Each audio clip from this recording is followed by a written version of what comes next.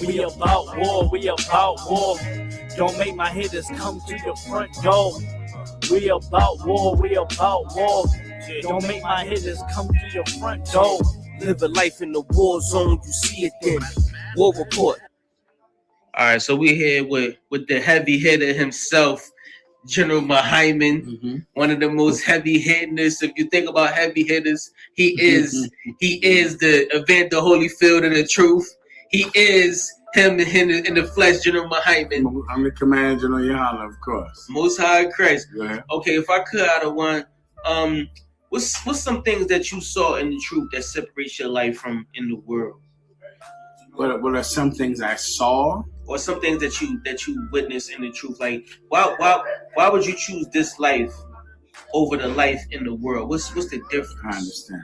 Okay, the difference between being in the truth and being in the world are so varied and so many, it would make your head spin to even understand. Right. When I was in the world, right? Let me give you just a brief example. I, of course, like many other Black and Hispanic men, I was part of a crew that I thought I loved, that I thought loved me, that I thought we would die for each other with, and we would go to jail for each other with. And because of that, we would commit crimes and never snitch on each other and never betray each other. And it was very early into my life in the world when I realized that that was a lie. Right. That was just not true.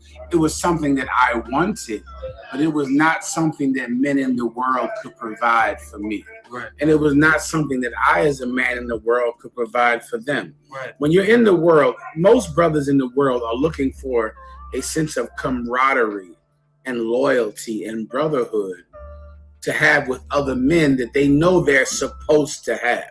You're looking to be a soldier, right, in someone's army. And I knew from 13 that I was going to be someone's soldier. Right.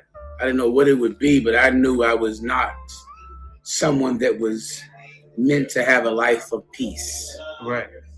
The problem is the people that I thought that I could serve and become their soldier, I couldn't be because they were not an army.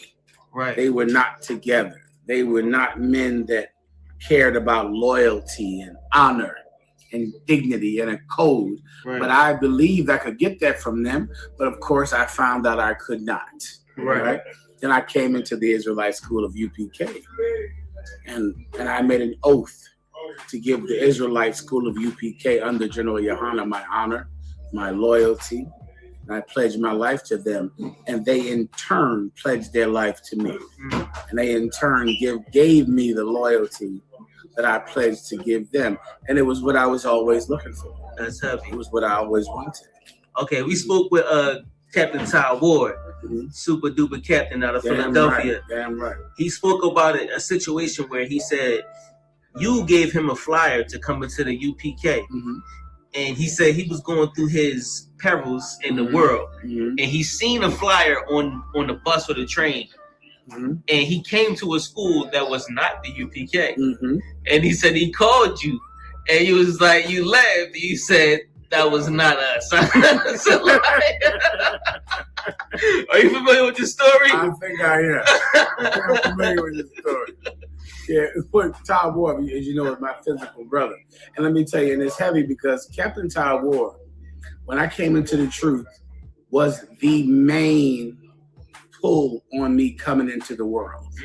Meaning, when I came into the truth, the number one reason that I wanted to not come into the truth was to be a big brother to my little brother.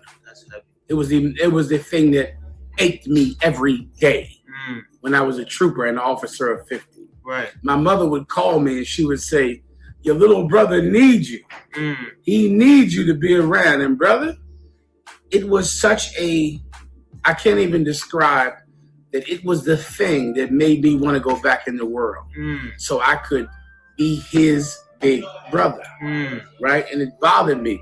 But I knew that I had to fear the Most High. And I knew I took an oath. Right. And I had to keep my oath. So I abandoned him. And abandoned being his big brother. And abandoned watching him growing up. And it ached me every day. I don't think you get me, Knock. I mean, every day. Right. Every day until he came into the truth, I would feel in my chest to go find my little brother and to help him. And every day I would say, I got to get to D.C. I got to get to New York. I got to get to this other city. I got to get to Baltimore. I cannot go back and find my little brother. And it ached me. But I would pray to the Most High that my little brother would find me. Right. And I prayed to the Lord. Right. Now, how often did I pray? I hope you don't pray. I hope you don't think I'm exaggerating. Every day. Every day. Right. And so finally, one day he called me on the phone and he said, I gave him this flyer. It was 10 years. You understand me? 10 years I gave him this flyer. I gave it to him and I left. Because he was in the world, my family was in the world, and they hated me being around him. They hated my influence on him. You get my point? Yeah, I come around him and they hated the fact that I would influence him. Right. And they fought me to come and didn't want me to be around him. Right. So I said, listen, man, I can't go through this because I knew that I was tempted to choose him over the truth. Right. I could feel the temptation to choose my little brother over the truth. So because I felt it, I left him and went out on the road and traveled all over the goddamn world. Commander General Yohana, fishing and teaching and pushing the doctrine of the Israelite School of UPK. Right. So now, 10 years later, I get a call from him saying, listen, I finally looked at this flyer. I left him 10 years ago. But this group I went and saw, that ain't y'all. He went to some fake Israelite group. He went to the Israelite Church of God in Jesus Christ, who is really not even existing now. They're gone. Mm-hmm. But at that time, everybody thought that they were the group that was going to finally triumph over the Israelite School of UPK. Right. But they were wrong. So he went in there, but as he went in there, he could tell that they were very different than what I had taught him 10 years ago. Right. He could tell they were not in the spirit. Now, once again, I hadn't taught him anything in 10 years. I had been gone. Right. So now he called me on the phone one day.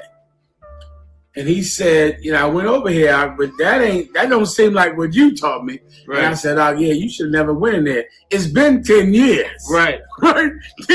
And in those 10 years, that group had broke off from the Israelite School of UPK. Right. In those 10 years. It had been so long. And then I told him about it, and I told him where we were now. I told him where One West was. Right. Where the UPK was, and he came on in. All right. So as one of the members in the school that was around during the time of One West, you actually set foot in those buildings. What's one of the memories that you remember from One West? Well, if I could, it's important to remember that you are a brother in the school in the time of One West. Okay. Right now. One West has not changed. If I could let you know something that most brothers won't know. Today, I went and tried to buy the building of One West 125th Street, Harlem, New York, under General Yohana's orders. It's heavy. I try it twice or three times a year. 3 times a year. Right now, Applebee's owns the building. Right, downstairs. Right. And they own the upstairs. 2 or 3 times a year, I try to buy it. I try to rent it. If they won't let me buy it, I try to rent it. I tried today. I sent them an email today to rent it or buy it. Today, I'm waiting for their response. Right. It's something we try every 2 or 3 years. You get the point.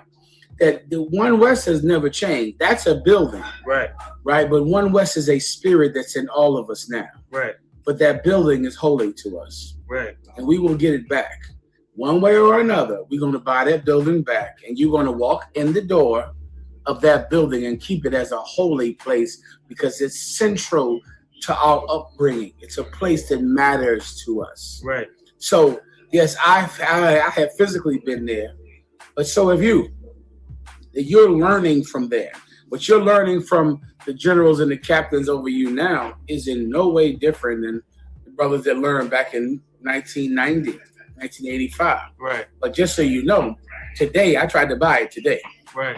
And the minute they sell that building, we're buying that building. Right. It's in Harlem, 1 West 125th Street. I don't know what we're going to do with it. Right. But we're going to take it. We're going to give it to Jazar Yak in some way to do something with it. Right. and we're gonna buy it. But I tried today, and I'm waiting for the email. I'm hoping that because of this coronavirus, this is why I called today, because I'm hoping because of the coronavirus, these white people need money. They suffering because it's a law firm that owns it now. A law firm, Applebee's owns downstairs.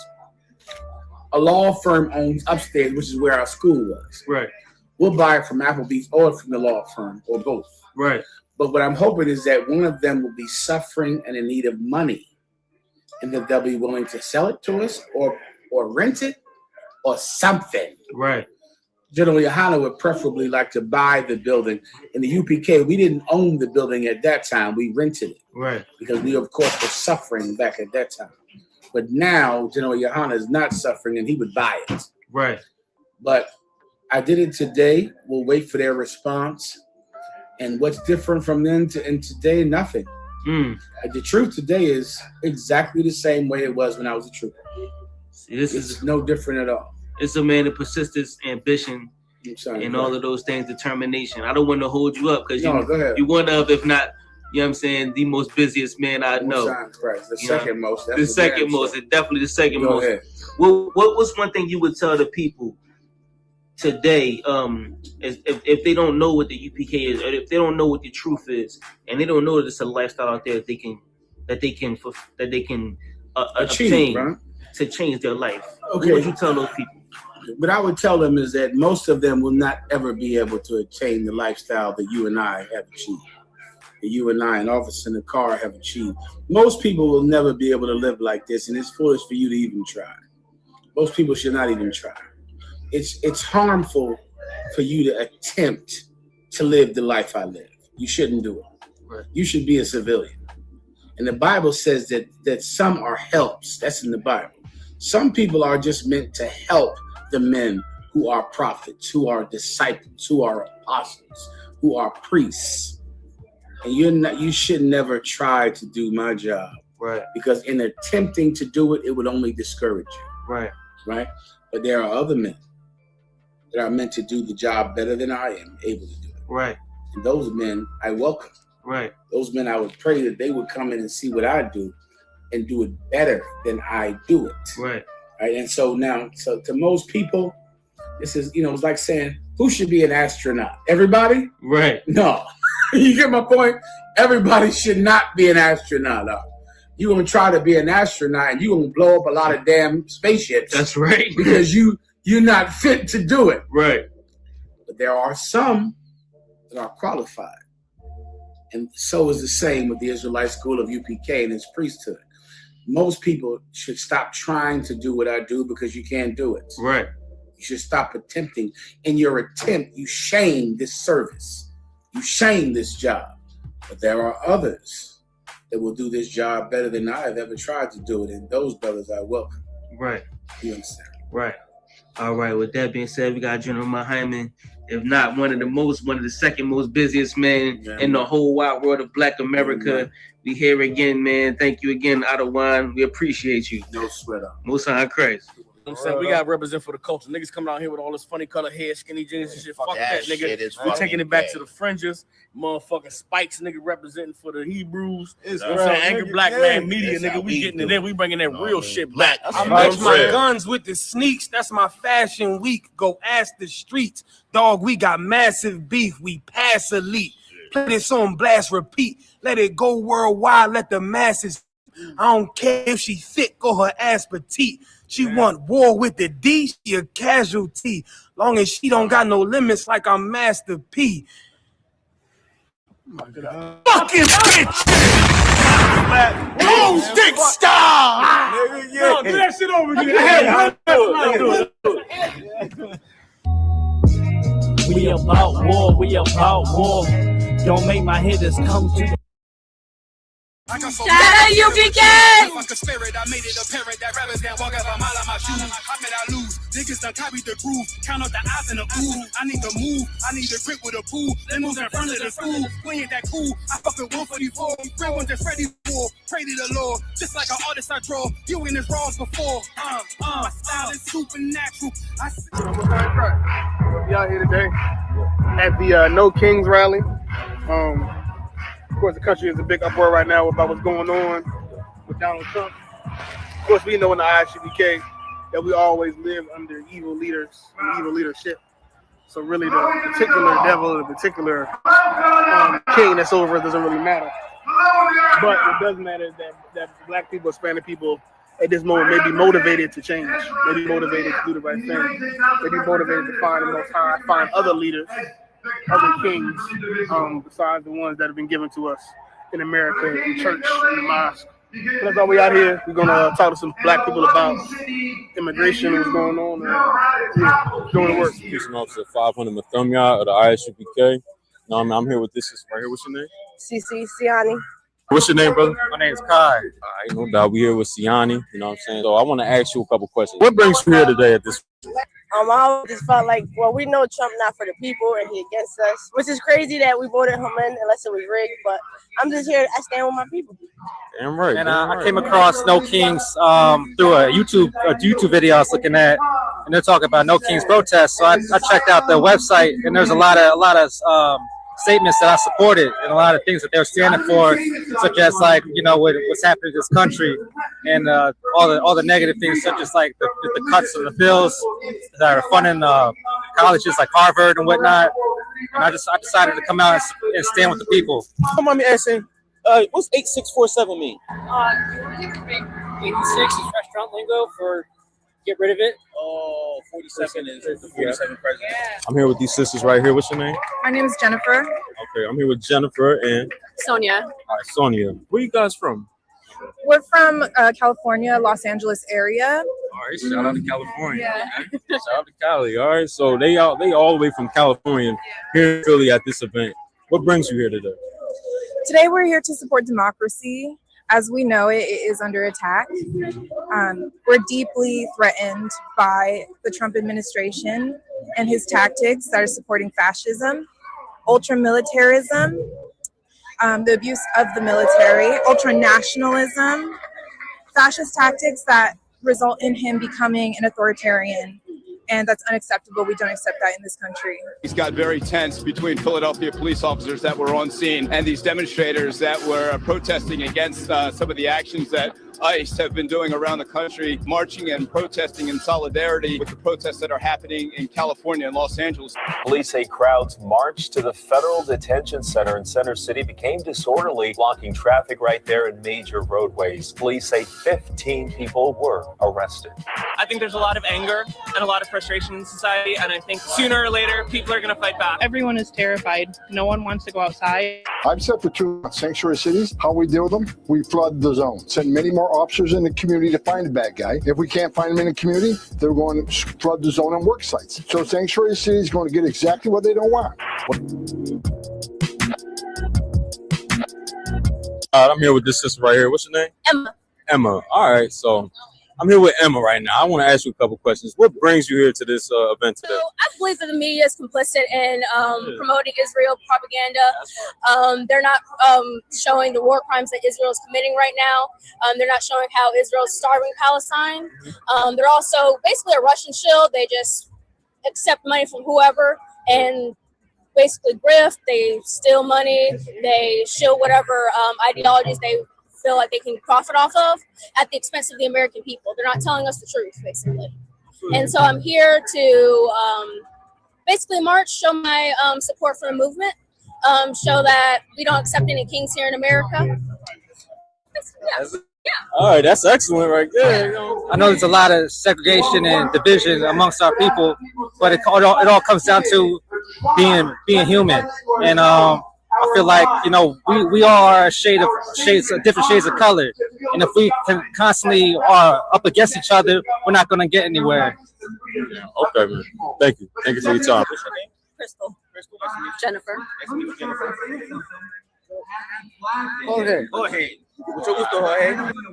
So I'm a first generation American, so I'm Mexican American. My parents were born in Mexico. You know, they risked their lives to come over here, give us everything. They came here with nothing and gave us a great life. So I feel like it's, you know, a repay. Like I'm repaying them back for everything that they did for me. Coming out here and fighting for them and making sure they know that. Ariana. Ariana? Halani. Alana? Okay, so first question is, why you guys here? What do you guys I'm here for like multiple reasons. I believe that America is a democracy. I believe we don't have no kings. I believe it's free Palestine. I believe that immigrants should be allowed here. I believe that police shouldn't kill, and I believe that we have the right to speak. We have the right to use our voice. Anti-ICE protests spread from city to city. ICE is preparing to deploy its special response teams to multiple Democrat-run cities, including Philadelphia. I'm John. All right, I'm with this brother John, right? I want to ask him a couple questions, right? So what brings you here today at this function? What brings me out is that, I just like it's the right thing to do to come out and, and protest against what's happening in D.C. Like the president is doing a military parade. Like, that's not normal, and that should be normal in America, right? And it's on his damn birthday. Like, it's just like it's crazy. It's really crazy. Like that this is happening, and it's just like I just feel like I had to come out and just do something about it, and pop out. And being from California right now, I'm seeing the news from all my friends back home. They're being affected. Like, ICE is literally parked in front of one of my old best friend's houses right now. They're like around all the Home Depots, all of like the local restaurants I used to go to when I was younger.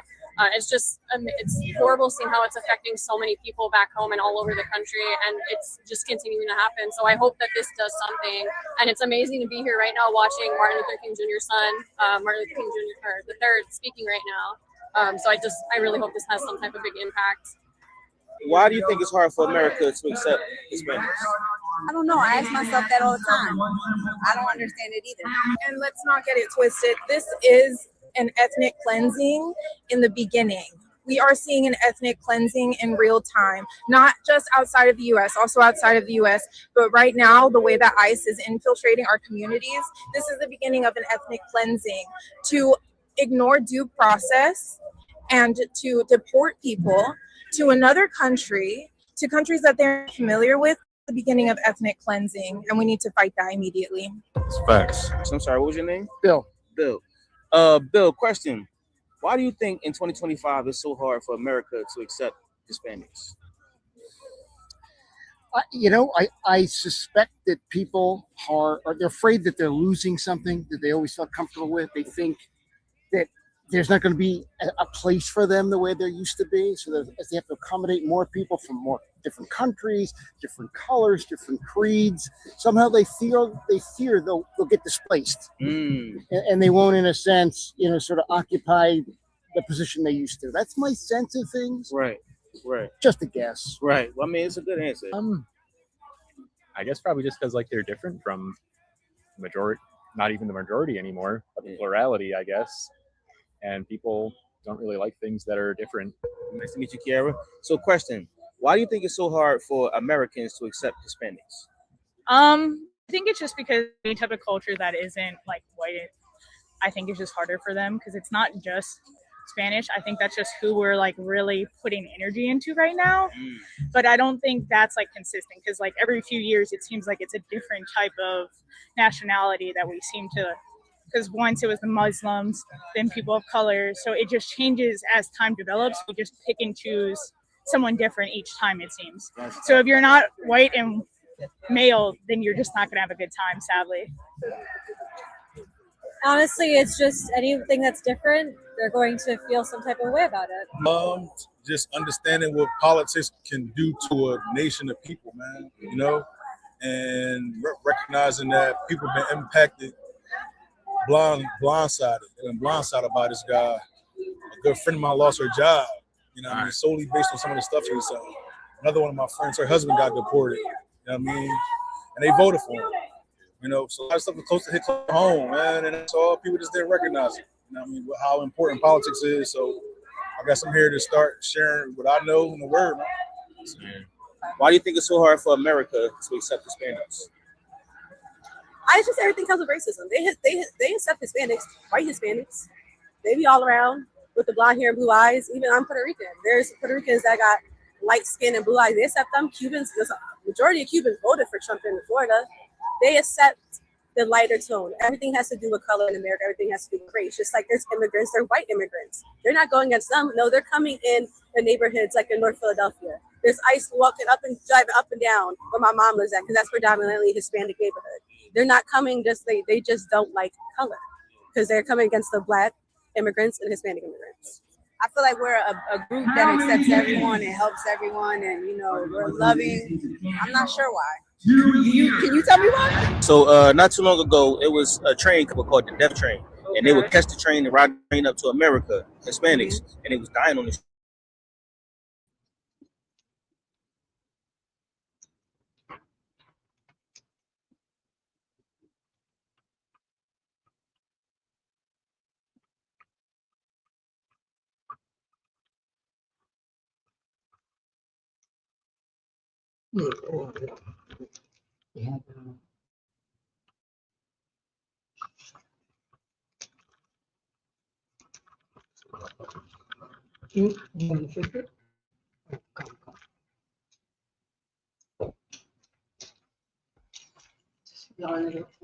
This line right here.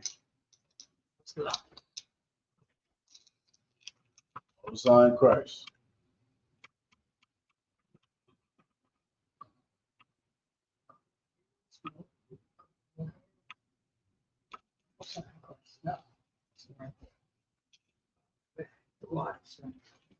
You took me off mute. Oh, no sign Christ. The what?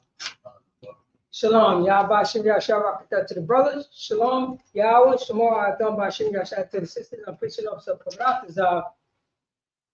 You know what I'm saying? Out of ISUPK headquarters in Harlem, New York. This is the Israelite School of Universal Practical Knowledge. ISUPK started for 1 West 120th Street, Harlem, New York, under Commander Jamie Yohana. And since 1969, we've been teaching the so-called Blacks, Hispanics, and Native American Indians with Negro and indigenous descent. They are God's chosen people according to the Bible. Let's clap it up for the Most High in Christ. And also, this is history class. Since 1969, ISUPK have been teaching so-called Blacks, Hispanics, and Native American Indians the history according to the Bible, the truth. Let's clap it up for that. That's right. The Blacks, Hispanics, and Native American Indians. You know what I'm saying? Baba Gashar, read the title of the class right on the top. God's people, Israelites, we hope also that God that delivered all his people. You know what I'm saying? That you say here, it says it right here. God's people, Israelites, we hope also that God deliver us all his people. Possess it. Who is his people? Because right now, the Christian church, the Catholic church, the Muslim mosques, they can pick up the Bible, they can pick up the Israelites' constitution, think that's who they are. Where is God's people? Where is the Israelites? How come the Israelites look like white Jesus doctrine of today? Who did that? Who did that? Right now, you know what the Israelites is doing? Especially the priest and the prophet of the ISUPK? We are celebrating our Hanukkah.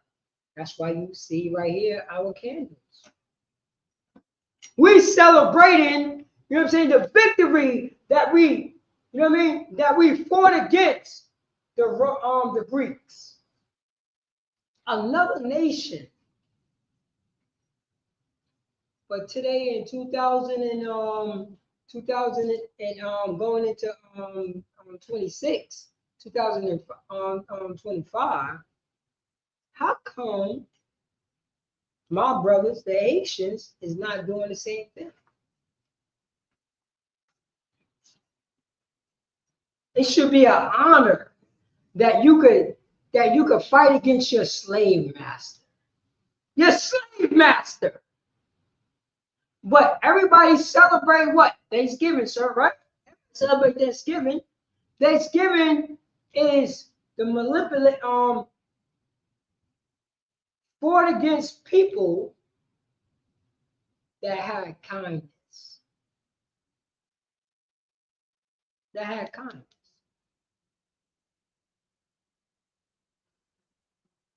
Our people need to be delivered. Our people need to be delivered. That's That's exactly what's going on. Our people need to pay their local. So Bob Shaw. Get it Matthew's chapter. What is it?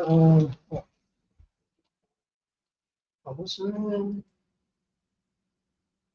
15 and 24. Matthew chapter 15, verse 24. If I'm not mistaken. I am not sent but to the lost sheep of the house of Israel. Let's go to the New Testament, then we're gonna go into the Old Testament. The book of Matthew. So like it.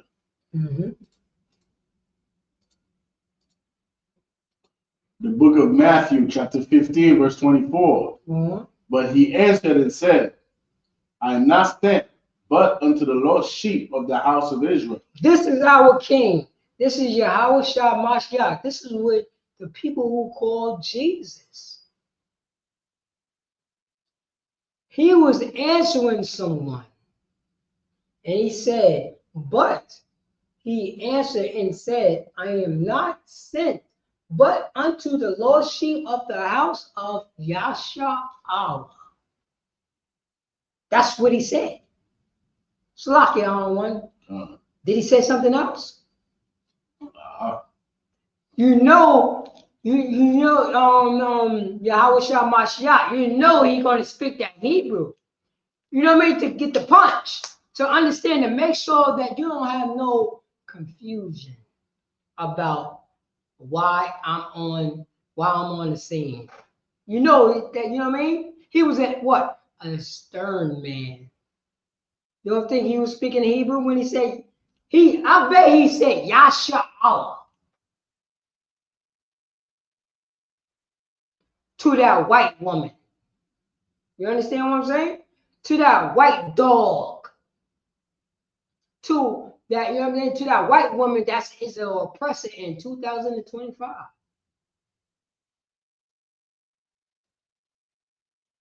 Why did he deny her when he's for everybody? Somebody lied to us. Somebody lied to us. Sir.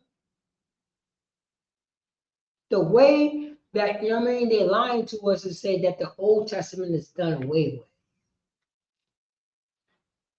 The way that they say you could celebrate, you know what I'm saying? You could celebrate the God of the Bible on Sunday when he said the rest is on the Sabbath, the seventh day. I'm sure. Read that again. Matthew chapter 15, verse 24. Oh, matter of fact, start from 22, Bob. Verse 22. And behold, a woman of Canaan came out of the same coast. So now it said, woman of Canaan. Now we're talking about people who live in different regions. Because when you know what I'm saying, when you read Luke, when you read Mark, it's telling you, you know what I mean? They're giving their point of view on this situation, but more detail. It's just like the same thing that, you know what I'm saying? I'm an Israelite from the tribe of Judah. I'm from Yonkers. Because now, you know what I'm saying? If I'm from Yonkers, it would say a woman from Yonkers. But, you know what I mean? But she's from another nation. That's how that goes down. It will be like an Israelite from, you know what I'm saying? It will be like an Israelite from Queens. But nevertheless, he's still an Israelite. We don't say. God. And cried unto him, saying, And cried unto who? Cried unto the priest and the prophet of the Lord. Not only she cried to Yahweh Shah Mashiach, she cried to the, you know, sir, she cried to the priest that was under him. Because remember, in this scripture, they said, let her go. She cried You know what I mean? She was coming on to us. Because she knew who was God's people. Read on, sir. Saying, have mercy on me, O Lord, thou son of David. Thou what? Thou son of David. No. Thou son of the Holy Spirit. Thou son of David. No. Thou son of Immaculate Conception. Thou son of David. No.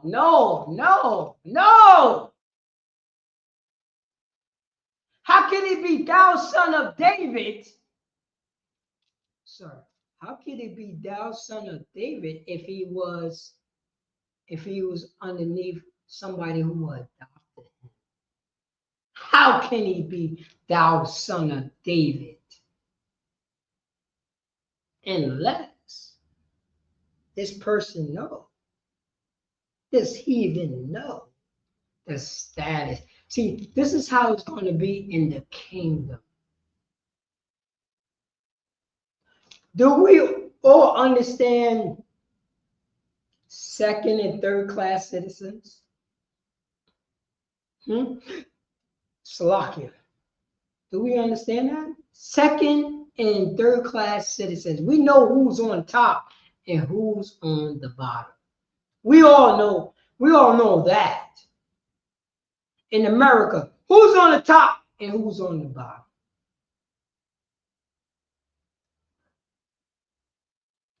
Who know all the information and who don't know all the information? I gotta go to a white man to know some information. Everybody knows that, especially when it comes to business. Slovakia, you know, in North Dakota, the state, land every goddamn where. Land. Pennies on the dollar. Pennies on the dollar. Why? You know what I mean? Why nobody told us that you could pay $150 in taxes on all this land that is in North Dakota? Land. And I'm talking about acres and acres and acres and acres of land.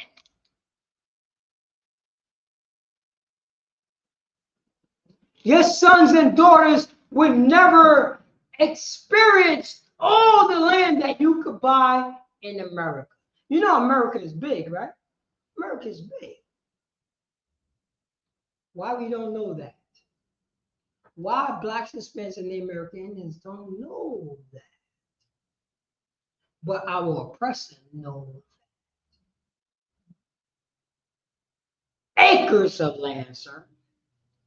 Yo, I don't know if you know. I'm talking about bigger than Haiti, and you could own all that land. You know what? You know what you could do on that land? Anything what you want. Anything what you want. You could dig up and make rivers. You could dig up and make farmland. You could dig up and make wells. You could do anything to your land, and guess what? You still won't crack how big the land is.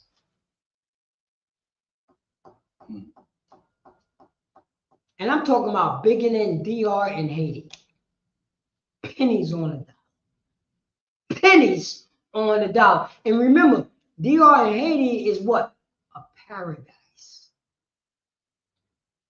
In North Dakota,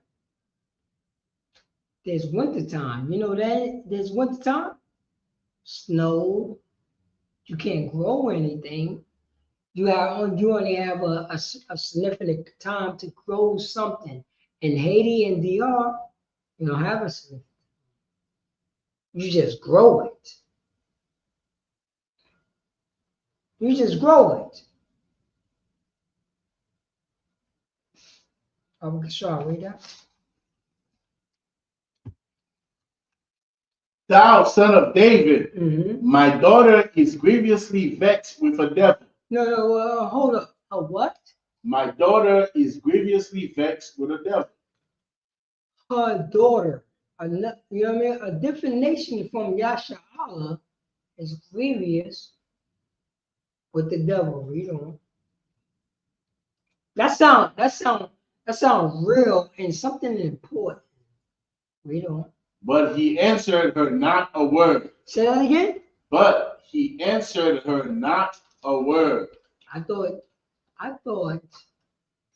Yahushua Mashiach, I thought he loved everybody. He answered her not. She said, my daughter is hurting right now. Son of David. My daughter is jammed up right now. Son of David. And what did the Son of God do? He did not answer her at all. You have to know this right here. Read on. Verse 23. But he answered her not a word, and his disciples came and besought him, saying, send her away. Say that again. Send her away. What did the disciples do? Besought him, saying, send her away. No, she cried to, you know what I'm saying, the Son of God. She cried to the Son of God. And even did the disciple who is the, you know what the Catholic Church always talking about the forefathers, right? They always talk about the church fathers. You know what they always say that, but they never said about the church fathers saying this to some goddamn heathen. You notice that? The church fathers say, send her away. She not us. We don't. For she cried after us. She cried after us first before she went to you, sir. We try to, you know what I'm saying, kick her to the side, and she ran up on you because she know you was over us. We don't. But he answered and said, verse 24, I am not sent but unto the lost sheep of the house of Israel. Oh, man. You know what? She didn't go no place. She didn't run away. She fought and scratched because she knew who is God's chosen people. And she knew that only God's chosen people can help her daughter. She knew that. And the brother said, I'm not for you. I'm for God's chosen people. She went to Yahushua Mashiach, and you call Jesus Christ, and said, can you please help my daughter? I know that you God's chosen people.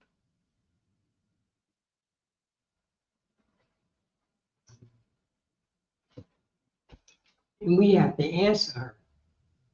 Say, I'm not sent, but to the Lord Chief of the house of Israel.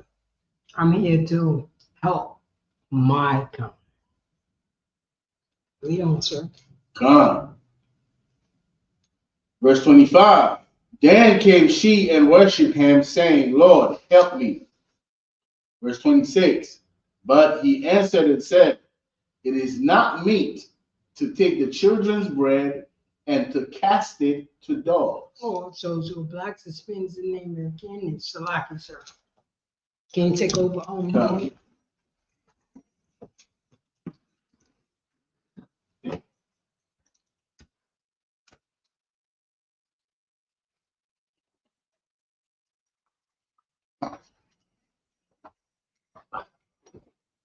Salaki, real quick, Officer Parakas, I will be back.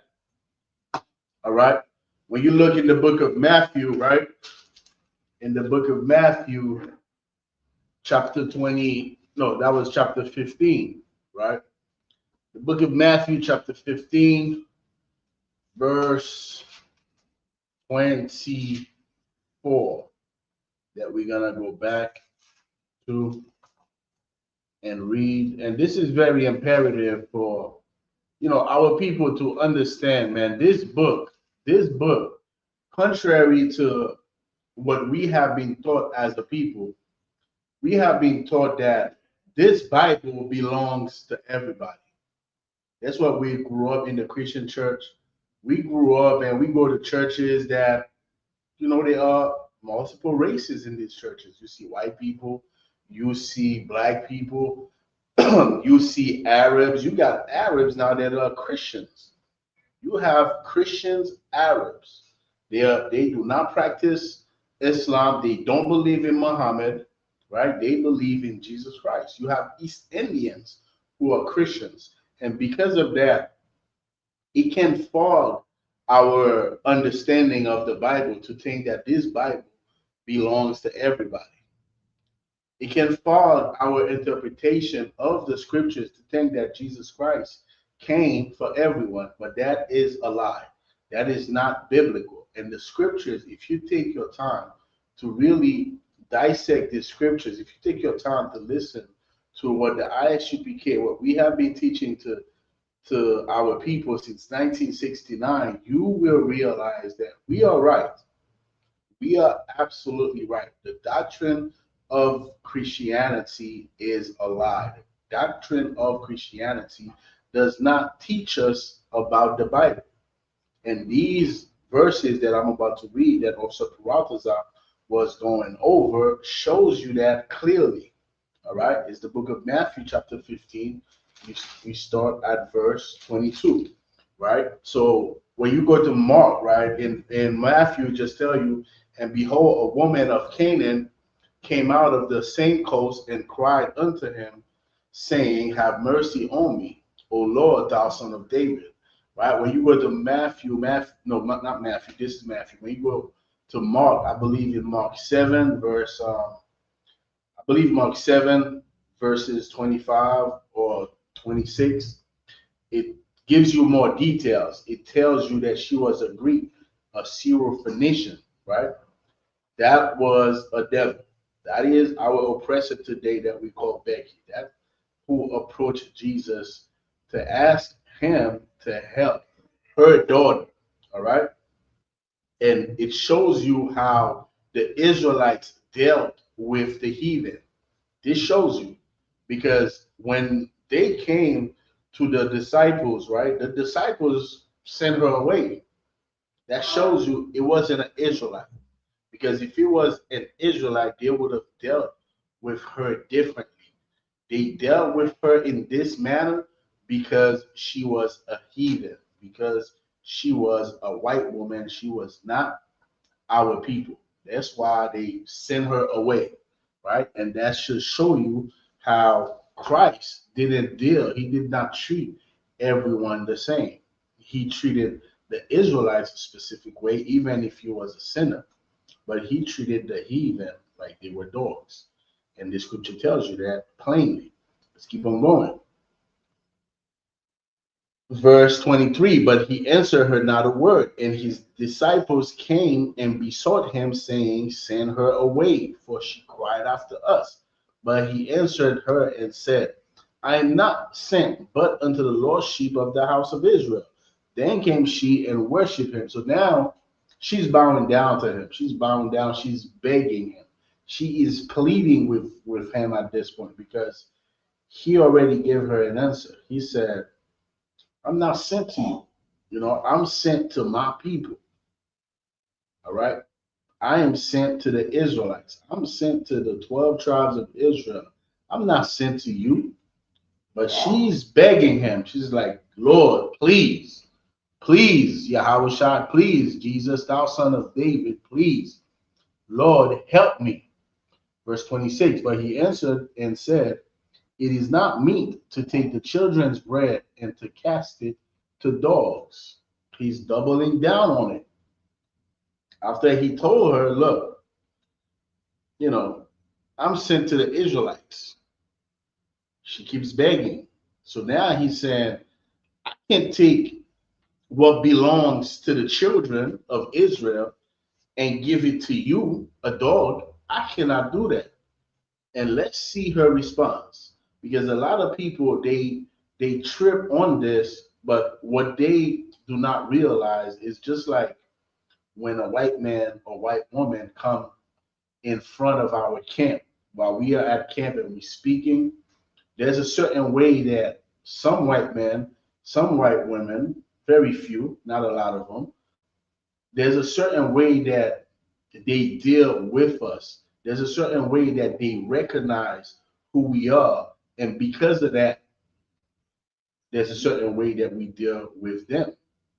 When a white woman comes in front of our camp and bows down to us and kiss our boots, when a white man comes in front of our camp and bow down to us and recognize that we are God's chosen people in 2025 in America, this white society, when they do not have to, when they don't have to do it, and they bow down in front of us and kiss our boots, there's a certain way we're going to deal with that white man.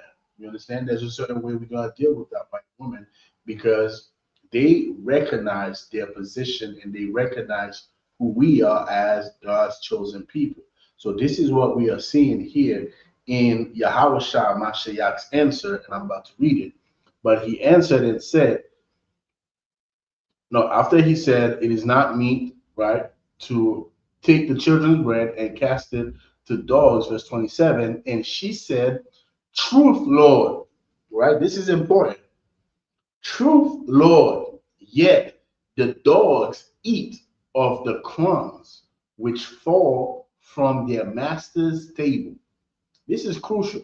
You know why this is crucial? Because this is showing you that what? Real quick, we're going to read it again, right? So like it, we got to read it again. So like it real quick.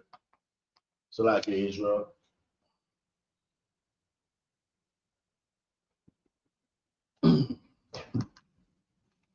Real quick, we're going to read it again. She said, after he told her, right? This is what Jesus said to that white woman. Jesus called that white woman a dog. He literally called her. He literally compared her to a dog, as opposed to the Israelites, which he called children, right? He said, it is not meet to take the children's bread and to cast it to dogs. Who are the children? The children are the Israelites.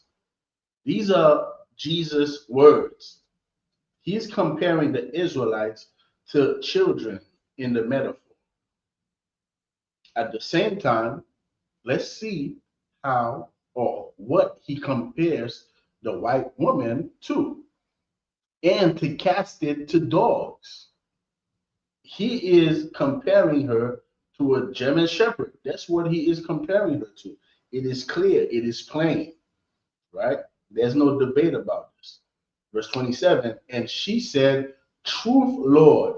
This is crucial to understand what occurred after that. To understand why Yahushua, why Jesus responded the way that he responded, you have to recognize what she did in verse 27.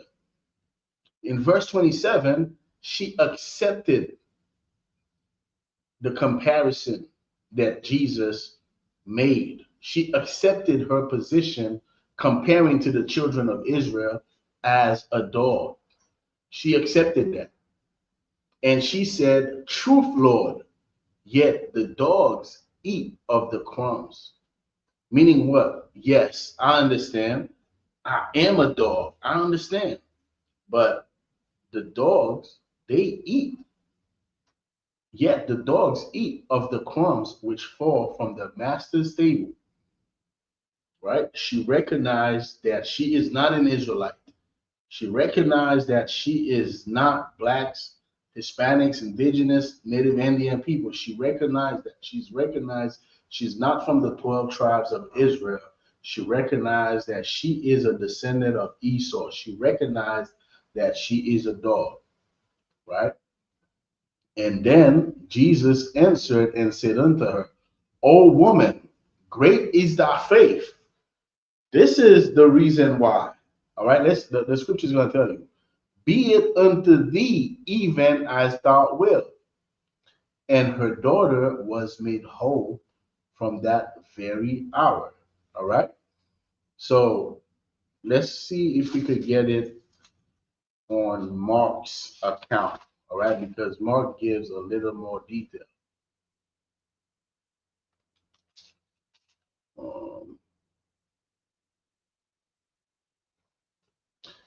Mark, you see. There you go. In Mark 7, verse 26, it said what? The woman was a Greek, a Syrophoenician by nation, and she besought him that he will cast forth the devil out of her daughter. Verse 27. But Jesus said unto her, let the children first be filled, for it is not meet to take the children's bread and to cast it unto the dogs. And she answered and said unto him, yes, Lord. Yet the dogs under the table eat of the children's crumb. Verse 28, verse 29. And he said unto her, for this saying, go thy way. The devil is gone out of thy daughter. So why did Jesus heal her daughter? A lot of people always ask this question because they say, well, you know, Jesus came for everybody because surely she was not an Israelite. And then look, he healed her daughter, meaning Jesus came for everybody. No, this does not change the scriptures. This does not change the prophecy that the Messiah will come to deliver Israel. This don't change that. This does not change that Jesus will sit on his father's throne, David, and he will be there to save his people. This does not change the fact that Jesus said, I am not sent but unto the 12 sons of Israel, or the 12 tribes of Israel. This does not change it. What this shows is that she recognized her position in our kingdom. She recognized that she is not an Israelite.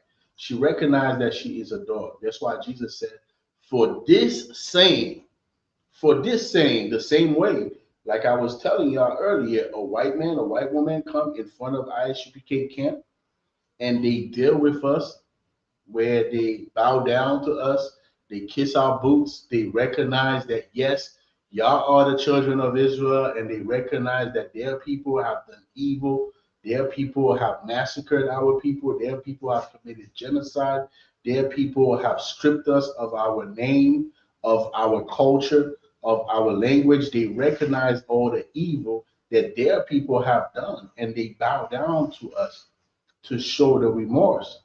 Of course, for this action that these white people do, that you can see on the internet, you could go on YouTube right now and type ISUPK boot kiss. You're gonna see exactly what I'm telling you. Well, for this action that you are going to see on YouTube when you type ISUPK boot kiss, because of this action, that's how we deal with these Edomites differently. In the same manner, Jesus Christ dealt with this Greek, with this Syrophoenician women differently because she recognized she is a dog compared to the children of Israel. Let's go with one more, the book of Matthew, chapter 10. All right? The book of Matthew, chapter 10. And as you get into these scriptures, man, you know, coming out of the Christian church, there's something that when you are in the church, you are always asking questions that never get answered. These questions that we have in the Christian church, these questions do not get answered. We only are left with more confusion. We are left with more confusion. When we go inside the church, we come out, we just left with more confusion, man. The pastor does not answer any of our questions. They just sing and dance and have a good sermon, but then the questions about life, the questions about the condition of our people, the question about our purpose, these questions, they do not get answered in the church. But in the ISUPK, these questions will be answered. As you read these scriptures, you will understand clearly why we are in the position that we are in as a people. You will understand clearly why was it important for Jesus Christ to come through the seed of David and to die for us. You will clearly understand. Why? Because there is a river, like Captain Tazariak says all the time, there is a river that flows through the Bible, man. When you read the Old Testament and you read the New Testament and you see how they intertwine, you see how it makes sense, you see how it was prophesied that we will be destroyed as a people if we went astray. Like, you can see all these things. So now these answers, these questions that we have as a people, now when you come into the ISUPK, you are learning the doctrine that we teach, which is the truth, because ISUPK is the home of the truth. Now these questions that you have will be answered. Now you can begin to understand, man, this is the reason why we are destroyed today as a people. This is the reason why we got all these other races of people that are ruling over America, that are on top of us. Whether we are in America, in Puerto Rico, in Jamaica, in Haiti, in Mexico, in Venezuela, in Dominican Republic, it does not matter where we are as a people. Another nation is ruling over us. And that is because we are God's chosen people. And Jesus Christ only came to deliver us out of this condition that we are in. These other nations do not need to be delivered because they didn't receive the punishment that we received for our disobedience. We are the one who received the punishment. So how can these other nations who did not receive the punishment that we received, because our punishment was specific. We received a specific punishment. These other nations, they know who they are. They are not confused. They do not need to do no DNA test to say, oh, I'm 20% Asian, I'm 40%, white, I'm 30%, indigenous. They are not confused. All white people know they are white. All right, Chinese know they're Chinese. They are not confused about who they are. All right, North Koreans, they know who they are. Only us, Black and Latinos, we are so confused. We think that we are 20% indigenous, 5%, Igbo, 3% Nigerian. So now we are looking at ourselves like a spectrum, and we have different percentage of who we are. So that means we are everything. We are Igbo, 20%. We are 3% Nigerian, 5% indigenous, 2% white. We all these things that we believe, because we are the people that Christ came to deliver out of this confusion, out of this punishment of being destroyed as a people, of being a no people. Now let's read the book of Matthew chapter 10, verse 5. These 12 Jesus sent forth and commended them, saying, go not into the way of the Gentiles, and into any city of the Samaritans enter ye not. All right. Verse 6. Remember, the northern kingdom, right? Our brothers and sisters, they went into captivity. All right. And the Assyrian, they had brought up other people on this land. So we had a lot of heathen that was living in Samaria, a lot of heathen, right? A lot of other people was living there, and we were not to go into their ways. We were not to fall under the influence of their customs, of their culture. We were to remain who we are, and we were to go and fish our people out of their way of life. All right. Go not into the way of the Gentiles, and into any city of the Samaritans enter ye not, but go rather to the lost sheep of the house of Israel. And as ye go, preach, saying, the kingdom of heaven is at hand. The kingdom of heaven is at hand. but go rather to the lost sheep of the house of Israel. And that's what we do today in 2025. We do not go to these other nations, right? We don't go to these other nations. We go to our people. We go to the Israelites. When we go, when we go to Times Square, we don't go there for Esau. All right. We might blaze on Esau. We might blaze on the Edomites. We might blaze on Ishmael. We might blaze on the Hamites, but we are not there for them. We are there for our people, because Times Square, you have all our people walking up and down Times Square. You have the Mexicans in Times Square. You have Puerto Ricans in Times Square. You got indigenous people in Times Square. You got black people in Times Square. You got Haitians, Jamaicans. Everybody is in Times Square. At the same time, you have the French. You have German. You have, Chinese. You have North Korean. We are not going to Times Square for these people. We are going there for who? Who did Jesus say? But go rather to the lost sheep of the house of Israel. All right? That's who we are here for.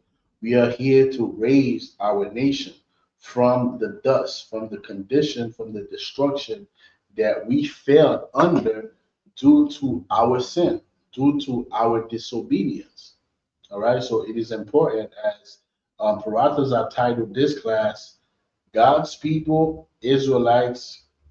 We hope also that God, I believe he meant we hope also that God deliver all his people. I believe that's what he meant to write. Hey, shalom, Officer Madaba, Yahweh Hashem Yahweh Shabbat. Shalom, Supreme Tazadawan, Shalom, Yahweh Hashem Yahweh Shabbat. Yaquah, Shalom, Yahweh Shema, Alataba Hashem Yahweh Shai. All right. So it is very important for us to get these breakdown, man. Let me see if I get the Apocrypha. I'll get it on the phone real quick. All right, let's go to the book. Let's go to the book of 2nd Esdras real quick.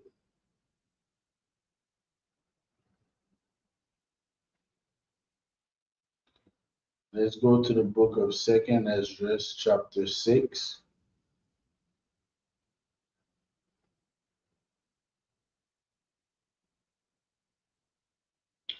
Let's go to the book of 2nd Esdras, chapter 6, verses. All right. Let's start at verse 8. And he said unto me, from Abraham unto Isaac. So now when you read the book of Esdras, right? In the book of 2nd Esdras, Esdras was just tired of oppression. That's a brother, man, and that is the spirit that we need to have as a people. That spirit. Go read the book of Esdras, man. That is one of the books that will get you right, get your spirit right, as far as not being comfortable in this society. Because a lot of times we get comfortable in captivity. We sometimes we tend to forget that we are in captivity. We tend to forget it because we have jobs, we're making money. All right. So some brothers got businesses, they making decent money. Some brothers go on vacation, some brothers, they got a nice car. All right. We got cell phones, sisters, you got all the distraction, right? You got television, you got hotspot, you got Wi-Fi, you got Hollywood, you got hundreds of channels now, television channels, and you have so much distraction right here on your cell phone. So much distraction right here on this device right there. So it can happen that you forget, as an Israelite, you are in captivity. It can happen that you're not even considering the fact that as a nation, as a race of people, you have another race of people that is ruling over you. They are the one who creates the curriculum of what your children are going to learn. They the one who decide. You didn't decide what is the children of Israel going to learn at school. No, your oppressor determined that. Your oppressor determined. So this is going to be the historical data that these people are going to learn. This is going to be the curriculum that we are going to teach. All right. You do not make that decision. And a lot of times, if you are not wise, right? If you are not careful, if you are not diligent, it can happen that you forget as an Israelite that you are in captivity. We are in captivity. Never forget. We have this saying in the ISUPK. We have an entire T-shirt. It says "Never forget," and then I believe you have the depiction of a slave boat. Never forget about slavery, man. Never forget about slavery. Never forget that we are in captivity. And when you read the book of Esdras, you can see Esdras he just wanted to know, when is this captivity going to be over? Right? When is it going to be over? How come we have these people who are not a people ruling over us? When is it going to be over? So he's talking to the angel, and this is what the angel said to him, right? We in the book of 2nd Esdras, chapter 6, verse 8. And he said unto me, from Abraham unto Isaac, when Jacob and Esau were born of him, Jacob's hand held first the heel of Esau. All right. So Jacob's, was holding Esau's heel. For Esau is the end of the world, and Jacob is the beginning of it that followed.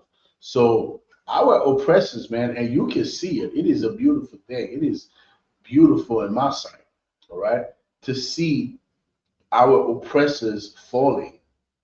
And if you have eyes, if you have wisdom, you can see the devil is falling. The devil is literally on his way down. He is on his way down.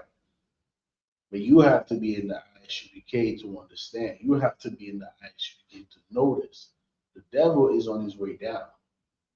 Because why? He is the end of the world. And what's important about this, right? What's important about this, which is the latter part of Paratazar's title, also that God delivered all his people. What's important about this, about our oppressor being the end of the world, what's important about it is the fact that Jacob is the beginning of it that followeth. And who's Jacob? We are Jacob. Blacks, Hispanics, and Native Indians, the Jamaicans, the Mexicans, the Trinidadians, all right, the Puerto Ricans, all right, the Honduran, Brazilian, right, Argentinian, Haitians, Dominicans. We are Jacob. Why? Because Jacob, or Israel, is the forefather of the 12 tribes of Israel. So we are these people, man. So, so like it. So when the scripture says, so like it. So when the scripture says in 2nd Esdras, all right, that Esau is the end of the world, right? It says Esau is the end of the world, and Jacob is the beginning of it that followeth. So now, when you look on your television, you can see that our oppressors, they are going to war. And you can see also, there's something that you can see that we have to pay attention to. Like we read in the book of Maccabees, I think it was the book of First Maccabees, when it shows you that, the nations were quiet. The nations were quiet when they dealt with, I think it was Antiochus, right? When they dealt with him, they were quiet in front of him. It's the same thing with America. A lot of nations were quiet in front of America. Well, this is changing today. We can see that nations are standing up to our oppressors. That's because they are going to the Third World War, and the scriptures tell us all about it. The scripture tell us about the alliance with Gog and Magog, which represent Russia, and Magog, which means of Russia, which are the alliances, the people who will align themselves with Russia. That's what he's talking about when he's talking about Gog and Magog in the book of Ezekiel, the 37 and the 38th chapter. All right. And this is going to usher in the Third World War, where our oppressors are going to fall. They are the end of this world. The society as we know it today, our oppressors who are on top, who are ruling, all right, this petrodollar who is like king on this earth, and you can see how they are fighting. They just seized, I think 190 million. Like Donald Trump is a pirate. Like America, they bringing, well, they've been doing it, but they are pirates, man. They just stole so many gallons of oil. They stole an entire boat of oil from Venezuela because they need to keep that petrodollar on top. They need to do it because their empire is falling, and we can see it here in the ISUPK. And it's a beautiful thing because when their empires fall, what's happening is that, like it says in the scripture, Esau is the end of the world, and Jacob is the beginning of it that follow. After their kingdoms fall, our kingdom will rise. So this is important. So read the book of Second Esdras, man, so you can get the spirit that Ezra was in. Now we're gonna read further. All right, we in Second Ezra 6, verse 9. For Esau is the end of the world, and Jacob is the beginning of it that followeth. The hand of man is betwixt the heel and the hand. All right, now this is crucial as well. Other question Esdras asked thou not. So it's telling you the hand of man, right? Representing everybody else. We're talking about Esau and Jacob. Now he says the hand of man is betwixt the heel and the hand. Remember, Jacob is holding the heel. So Jacob's hand is attached to Esau's heel, right? Esau's heel. So now the hand of man is betwixt the hand of Jacob and Esau's heel. The hand of man is betwixt the heel and the hand. Meaning what? Everything that the other nations do, everything that they are going to be, depends on this relationship. It depends on this relationship right here between Jacob, which are so-called blacks, Hispanics, and Native Indians, and Esau, which is our oppressor, the white man, the devil that the Bible speaks of. That's what it's all about. This is why you see them in Israel today claiming to be us. And when we say, nah, we are us, we are considered anti-Semitic because the hand of man is betwixt Jacob and Esau. Everything that this world revolves around is us, right? Jacob and Esau. Because when they fall, guess what? Everybody got to get in line according to our power, according to our rulership, according to our rules. That's what it's going to be. That's what it is. All right. Now, let's jump down to verse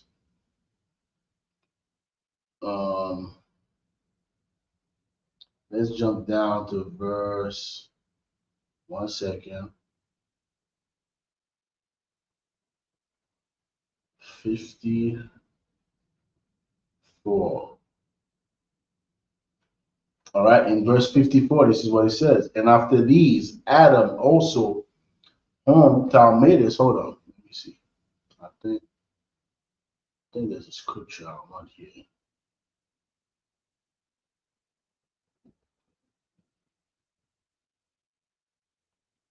One second, Israel. All right, we're gonna go to verse 54.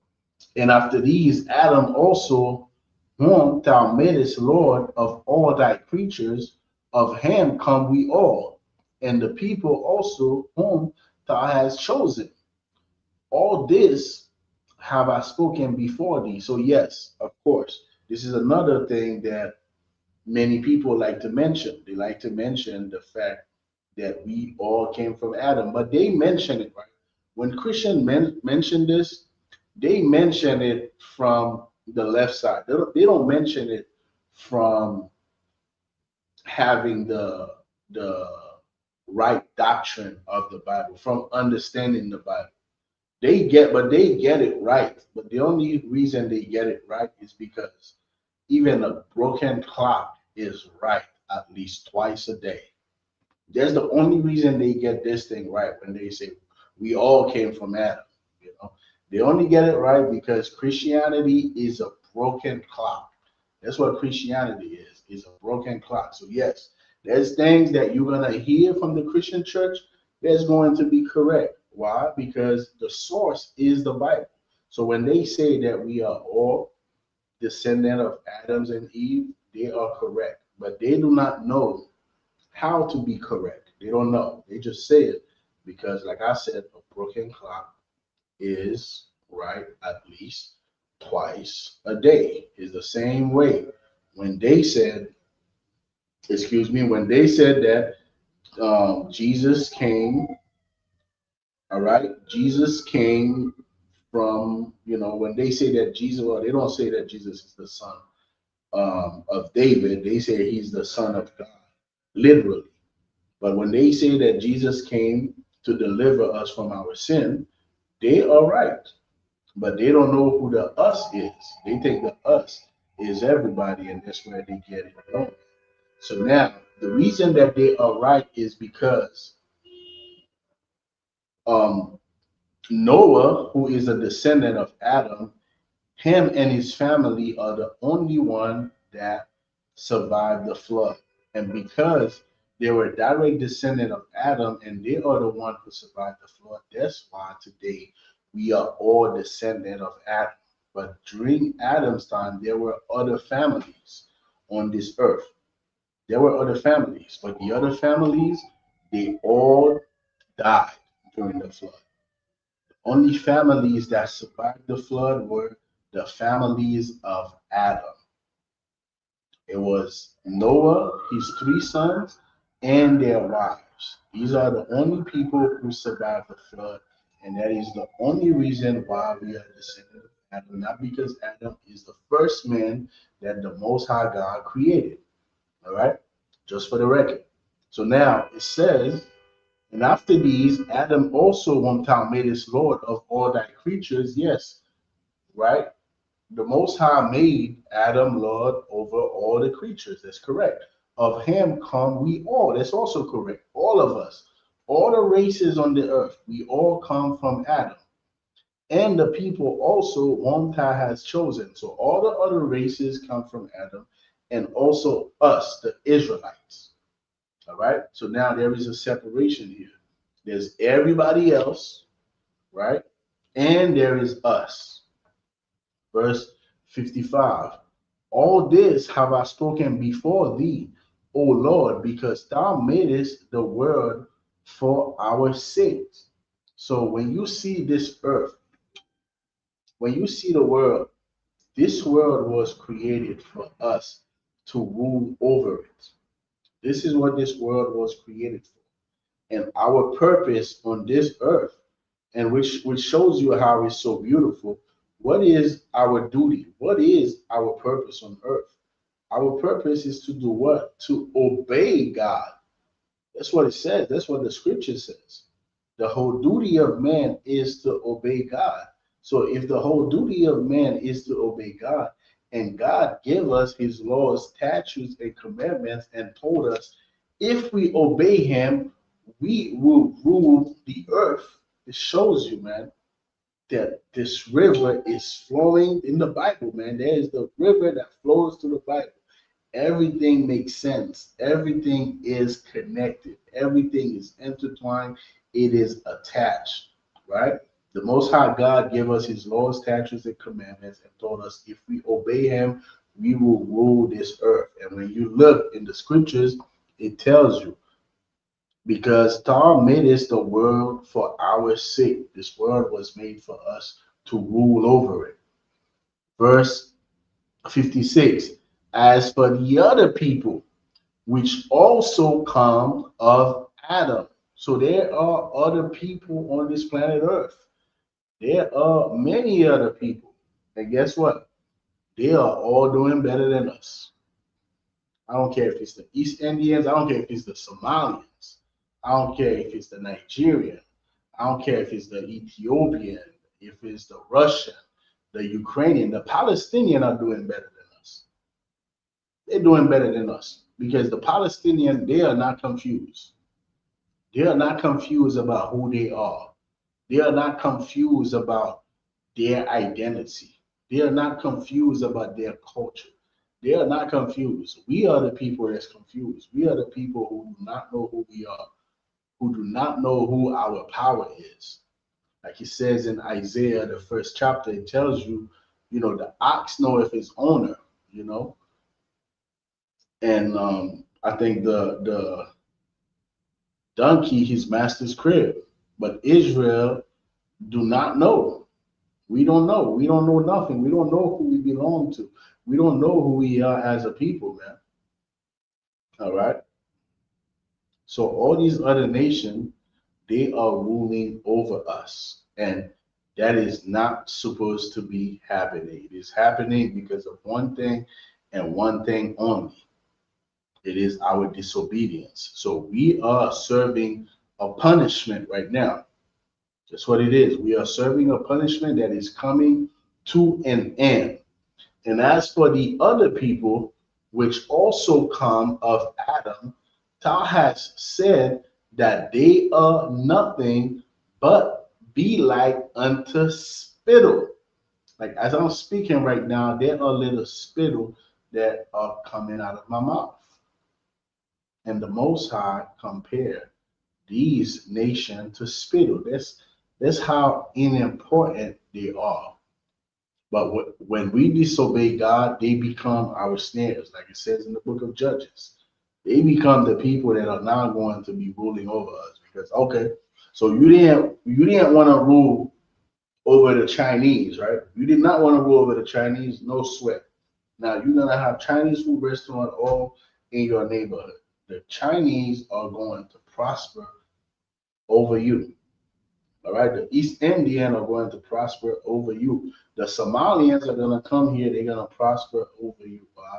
Because these people who are nothing, who you are supposed to rule over through your obedience, because you did not obey God, then now they are going to be the snares that are going to be over you. Let's keep on going. Thou hast said that they are nothing but be like unto spittle, and has likened the abundance of them unto a drop that falleth from a vessel. All right? That's who they are. All right? That's who they are, man. These people are nothing. They are nothing. And I'm about to show you in the next verse how Ezra felt about this. And this is the spirit that we ought to have as a people. We ought to have the spirit right here, man. In verse 57, it says, what? And now, O Lord, behold, these heathen which have ever been reputed as nothing. What is the reputation of these heathen? These heathen, their reputation is that they are nothing. That is their reputation. That's who they are. They are nothing. Nothing. They are inferior than us. Why? Because the Most High God made it so. That's why.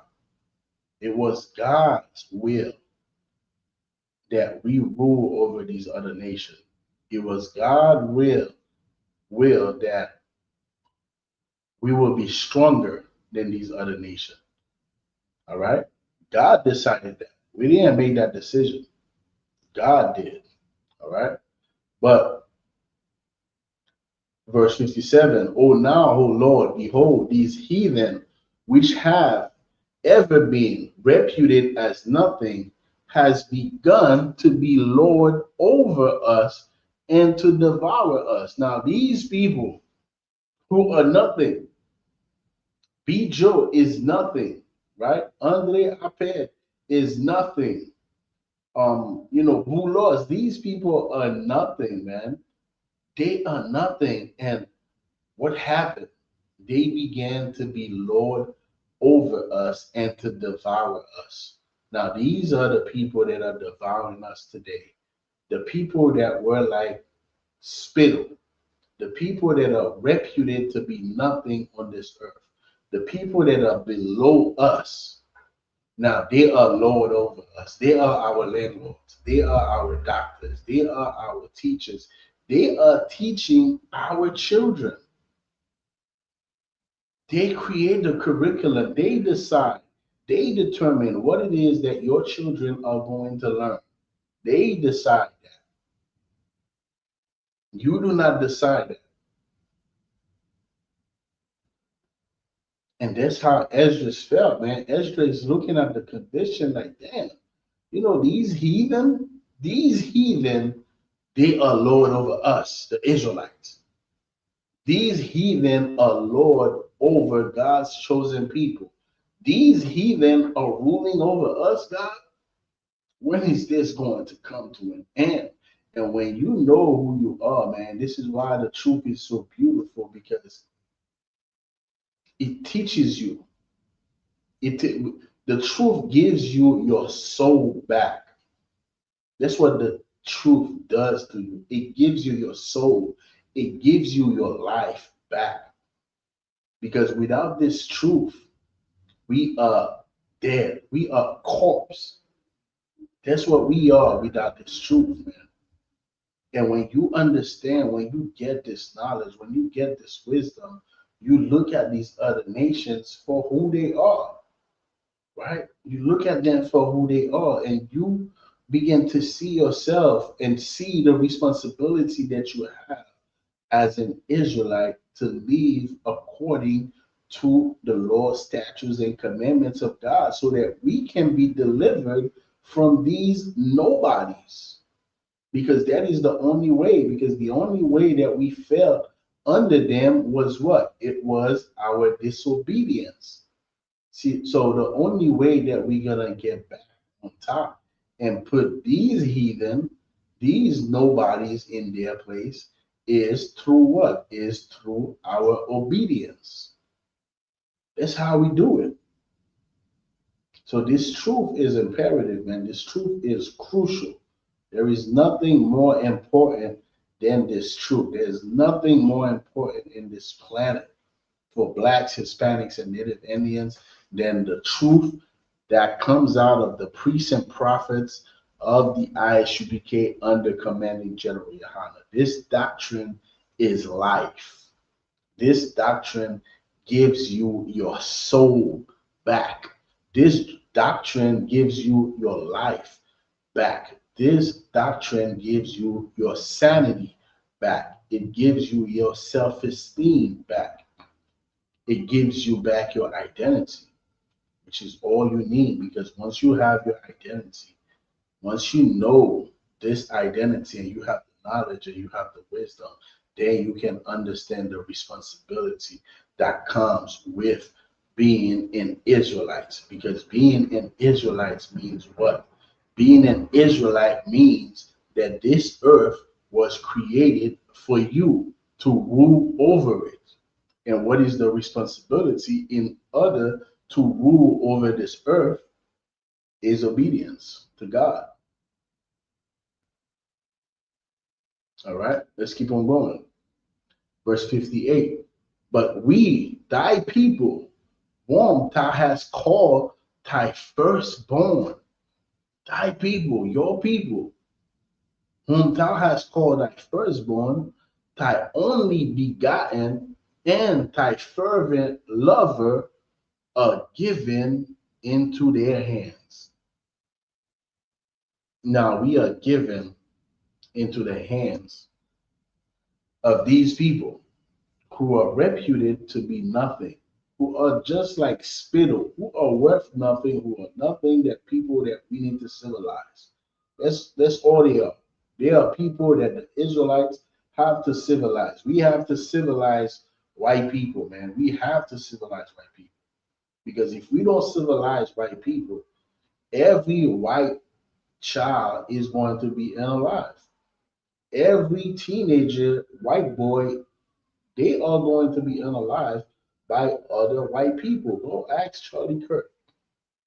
All right. Of course, Charlie Kirk was a grown man when he got unalive, from loss of blood caused by another white man. But if we do not civilize white people are going to be extinct through white on white crime. If we do not civilize Arabs, every little 6 and 9-year-old girl are going to be violated.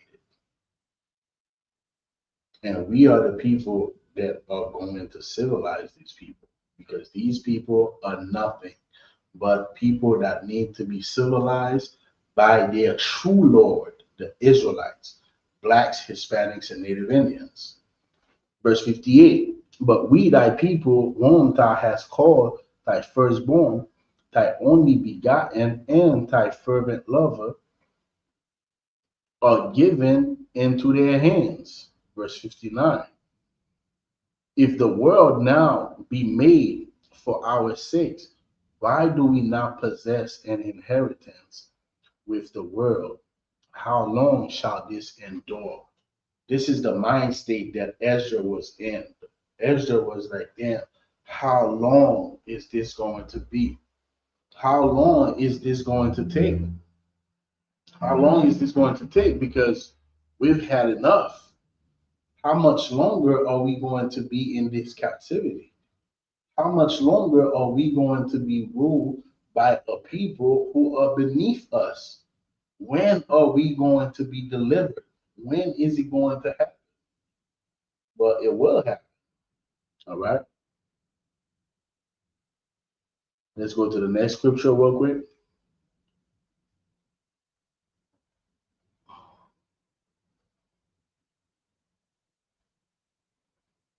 Real quick, so like it. So now let's go to the next chapter, 2nd Ezra, chapter 7. We're gonna start at verse 7. All right. We're gonna start at verse 7. Verse 6. There is also another thing. A city is built and set upon a broad field. All right. And the city, in the metaphor, it is the kingdom. All right. It is the time that when we're going to be in our glory, when we're going to be delivered from this hell that we are living in today. A city is built and set upon a broad field and is full of all good things. The entrance thereof is narrow. What did Christ say in the New Testament, man? Was it Christ that said it? That, the way of life is narrow, right? I'm paraphrasing. It's narrow, but the way that leadeth to death is wide. Wide is the way that leadeth to death. For many that will find it. It's a lot of people that's going to find a way that leads to destruction, that leads to death. But the way of life, what was I telling you? The doctrine of the ISUPK is life. It gives you back your soul. It gives you back your life. But there's other ways. There's other ways you go to, and you become a drug addict. You lose your soul. You lose your drive. You lose your life. That's why this doctrine, man, this wisdom that the ISUPK teaches is of utmost importance. It is very important. It is extremely important. There is nothing above it. Not diamonds, not rubies, not gold, not silver, not Bitcoin, not XRP, none of that. All right? There's nothing above this wisdom, this knowledge that in the ISUPK we have been teaching our people since 1969. There's nothing above it. All right. There is also another thing. A city is built and set upon a broad field and is full of all good things. Verse 7, the entrance thereof is narrow. So this city, this kingdom that we are trying to get to as a people, to be delivered out of this hell that we are in, that city, that deliverance is there. It's built, but it's upon a broad field, and it's full of all good things. All these good things that are inside, that's everything that we know today. Everything that we know today, that city have all the opposite. What do we know today? We are the first one to be hired, right? Last one to be hired, so like it. First one to be fired. That's what we know, right? We have the highest mortality rate in these hospitals, man. Infant mortality rates, we are the highest. The highest in diabetes and high blood pressure, the highest in STDs, in anything that is negative that you can think of, we are the highest in. Well, in that city, it's nothing but good things. It's nothing but health. It's nothing but rulership and prosperity, right? That is our deliverance, man. But that path to get to that city, to get to your deliverance, the entrance thereof is narrow and is set in a dangerous place to fall. Not only the entrance is narrow, right? The entrance is narrow, so now you got to picture it. You got to picture like a corridor that you got to go through. You know, you just got to squeeze, you know, to pass through. So not only is this entrance is narrow, but it's set in a dangerous place. So it's not just some place you just got to squeeze to get through, but you got to squeeze and watch your step. Why? Let's read. Like as if there were a fire on the right hand and on the left a deep water. So you got to walk that path, and on your right is fire, and on the left is water. That's how dangerous it is. So not only is it narrow, but you got to watch your step. You have to watch your step, because if you don't watch your step, what's going to happen? You're going to end up in the fire and burn, or you're going to end up in the water and drown. Either or, you're gone. You're not making it to your deliverance. You're not making it to the city. You're not making it to the kingdom. Let's keep on going. And on the left, a deep water, verse 8, and one only path between them both. It's only one path between them. It's not many paths. It's only one path between them. To get to that city is one path. ISUPK 1 West 125th Street, Harlem, New York, since 1969. We are under commanding General Yahana. It's one path, one baptism, one spirit. That is how we get delivered. All right? That is how. ISUPK will teach you how. Let's keep on going. And one only path between them both, even between the fire and the water, so small that there could but one man go there at once. Only one man can go there at once. That's how narrow this path is. Which means what? It's not for everybody. The truth is not for everyone, man. Right? The truth is not for everyone, because there are things in this world that are far more attractive than the truth. They are far more wide, you know, and easily accessed than the truth. The truth is not easily accessed. It's not, you know. The truth is not someplace that You can bring all your family and all your friends, and they'll just bum rush the truth. It's not that place. It's the place where it's only one man at a time. One man at a time. That's the truth. You know? Let's keep on going. And one only path between them both, even between the fire and the water, so small that there could but one man go there at once. Verse 9, in this city now were given unto a man for an inheritance. If this city was given unto a man for an inheritance, that is what was given to us. That was our promise. All right, that is what is dear to Abraham's bosom, man. That is dear to Abraham's bosom, man. That was promised to the descendant of Abraham, to Isaac, to Jacob, to the 12 tribes of Israel, whom Jesus came for. Jesus came for these 12 tribes of Israel.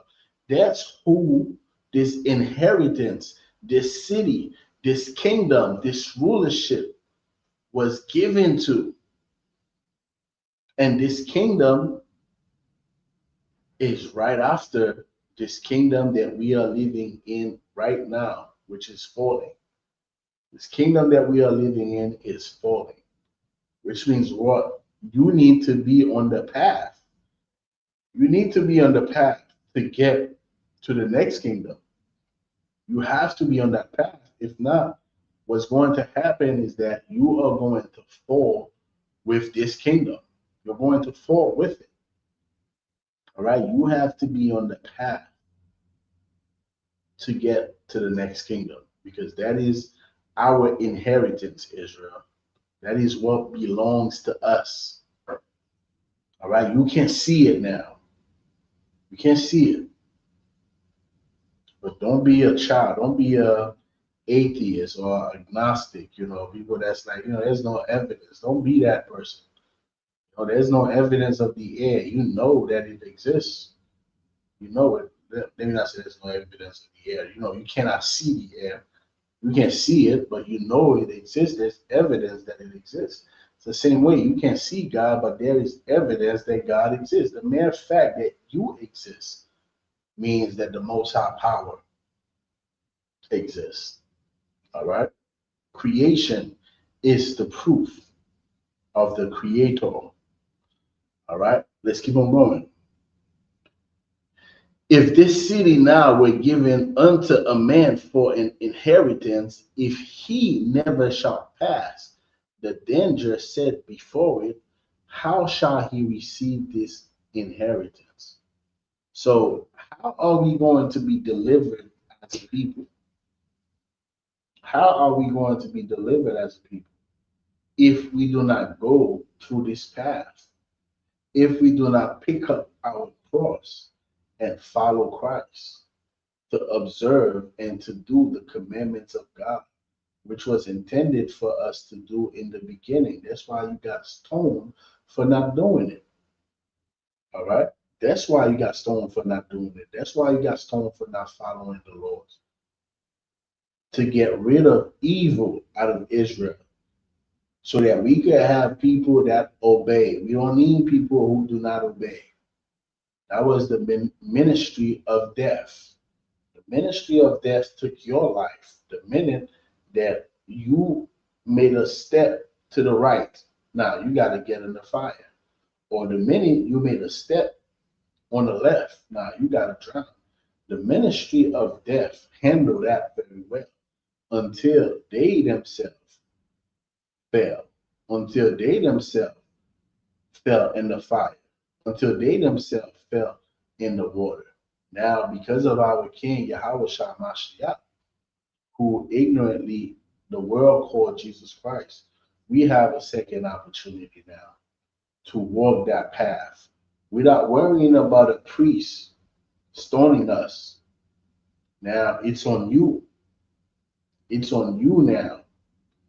If you're going to take that inheritance, it's on you to take it. The scripture says, the saints shall take the kingdom. It's on you to take this kingdom, man. It's on us to take this kingdom. It's not just going to be handed unto us. No, you got to get on the path. Get on the path. Get on it. All right? Get on that path, man. Get on the path to be delivered. Get on the path, man, because the kingdom is being destroyed. This kingdom is being destroyed that we are in. This kingdom is falling and it's beautiful. It is a beautiful thing to see it. It is a beautiful thing to see the wars that the Bible prophesied about. The Bible prophesied about these things thousands of years ago, and they are happening right now in your face every day. People are creating podcasts about World War III now. When we spoke about World War III back in the 60s, in the 70s, in the 80s, they looked at our elders like they were crazy. We look at them like, what the hell are they talking about this World War III? What is this World War III nonsense that the Israelites are talking about? That was back in the 60s. That was back in the 70s. That was back in the 90s, even, in the early 2000s. The Israelites were crazy, right? So now, are we crazy for talking about World War III? I don't think so, because everybody now have a podcast about World War III. Everybody's an expert now of World War III. This truth is real, and it is time for us as a people to get on the path, because getting on the path is how we get this kingdom, is how we get to that city, is how we get delivered. All right. If this city now were given unto a man for an inheritance, if he never shall pass the danger set before it, how shall he receive this inheritance? And I said it is so, Lord. Then said he unto me, even so also is Israel portion, because for their sake I made the world. And when Adam transgressed my statutes, then was decreed that now is done. Then were the entrances of this world made narrow, full of sorrow and travail. They are but few, and evil, full of perils, and very painful. For the entrance of the elder world were wide and sure, and brought immortal fruit. If then they that live labor not to enter these straight and vain things, they can never receive those that are laid up for them. So we have to labor as a people, man. We have to get busy. We have to get to work. That's what we have to do as a people, right? We have to get to work. We have to get to work, man.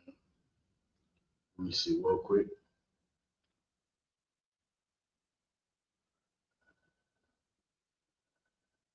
There's another scripture I want to leave y'all with.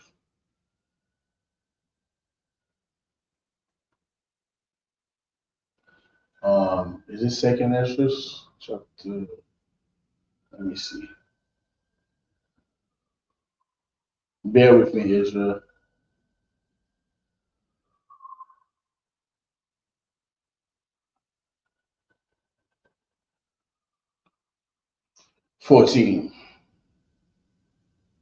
Chapter 14. All right. So now when you go to the book of Second Ezra, chapter 14, we're gonna start at verse 11. For the world is divided into 12 parts, and the 10 parts of it are gone already, and half of a 10 part.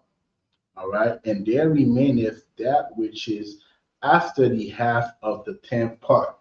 So 10 part of the world is gone already. All right. During the time of Esdras. And there remaineth, basically there's just a little time that remains. It's not we don't have a lot of time. We do not have a lot of time. The time that remains is short. We have a short time that remains. All right. Let's keep on going.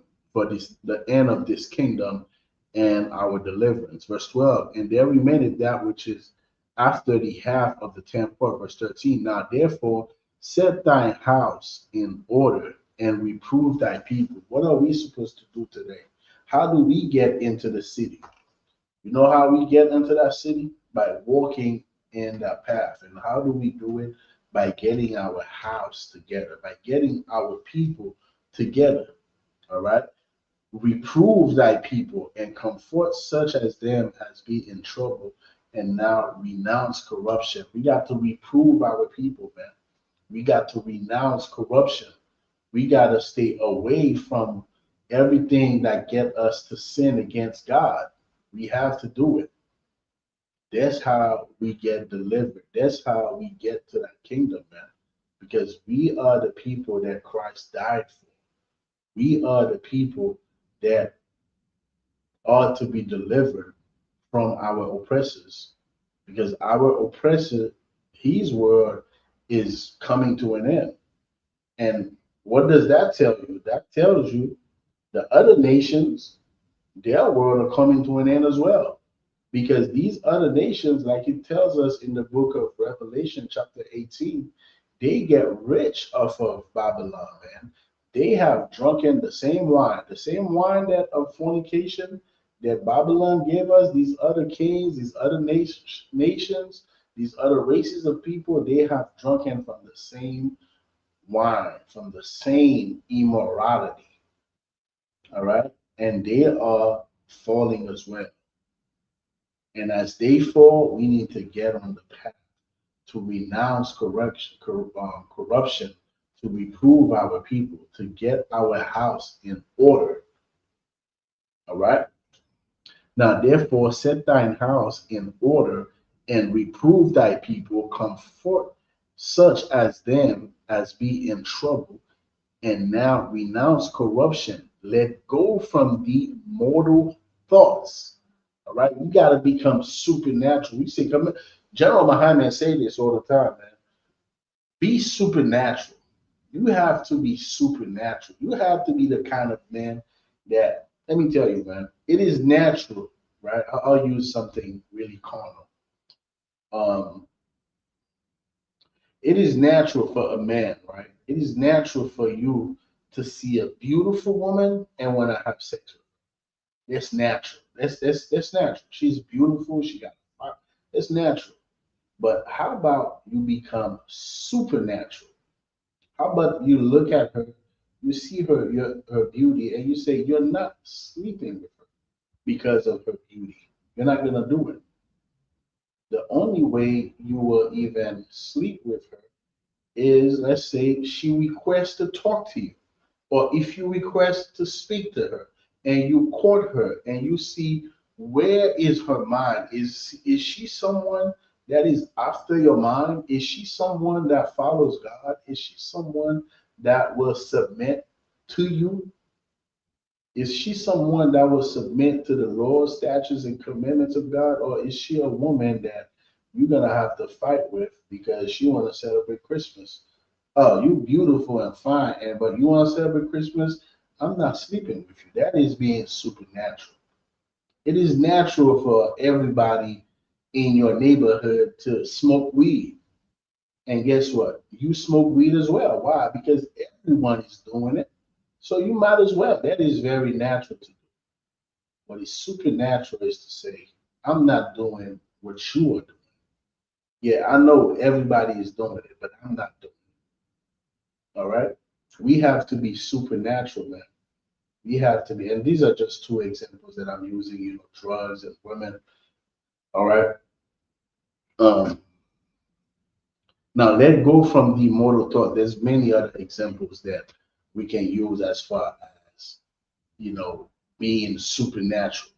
All right. Right now, ISUPK, we are supernatural people, man, because the entire earth is getting ready to celebrate Christmas.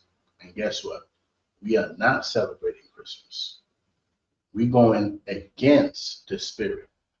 We are fighting the spirit. Why? Because we are walking that path. And Christmas is that fire. It's that fire. The minute you step to the right, you say, it's only Christmas. you fall. Or the minute you step to the left and you say, I'm just gonna do it for the kids, you fall, you drown. In the ISUPK, we walking the straight path. We're not gonna fall to the right in the fire. We're not gonna fall to the left in the water. We walking the straight path. Let go from the mortal thoughts. Cast away the burdens of man. These are burdens of man. Christmas is a burden of man. New Year is a burden of man. The other one that's coming up, Valentine's Day, these are burdens of man. And we cast these burdens away. Put off now the weak nature. All right? We are not to be weak. We are not to let our flesh dictate what we ought to do, because we have a soul, we have will, right? And we need to activate that. We need to wake up. And the only way you wake up is by receiving this knowledge, this wisdom that gives you your soul back, that gives you your life and your sanity back. Verse 15, and set aside the thoughts that are most heavy unto thee, and haste thee to flee, and haste thee to flee from these times. All right? For yet greater evils than those which thou hast seen happen shall be done hereafter. Man, greater evil. You thought World War I was something. You thought World War II was something. You thought the Cold War was something. Wait till you see what's going to happen in the Third World War. Wait for that. You thought you saw something, you ain't see nothing yet. Wait for the destruction that's coming. Because this earth, as it's going, things cannot go the way they've been going, man.